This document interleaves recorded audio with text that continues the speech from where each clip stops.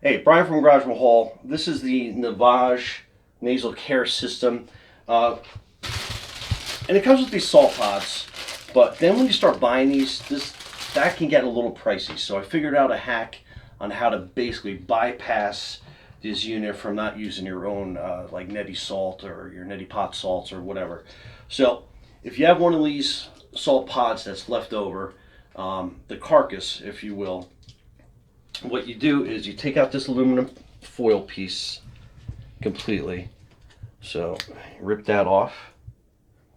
And then what you're doing is you need this little collar on this. So you take a knife and very carefully, or you can use a pair of scissors. It's probably a little bit safer, but you just trace around the salt pod and you're cutting out this excess plastic.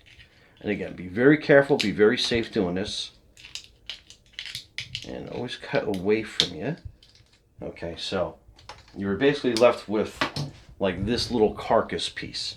So there's actually two buttons that put the safety on. It's here and it's this little button up here.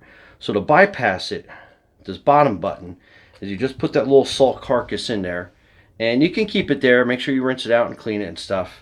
But then what you can do is you can use your own little like neti salts, and then you can put it in there, and then you just fill it up with water like normal. Okay, so we're filled with water. Now when you're closing this lid, there's another activation little button here, and what you want to do is you want to push it almost halfway, and hear that little click? That's that little button right there. So again, almost closed, and then you can push it down. When you lift up, see how it pops and resets? So one more time, click, and then you're basically pushing down. Then you have your Navage nasal care basically working without all those expensive salt pods.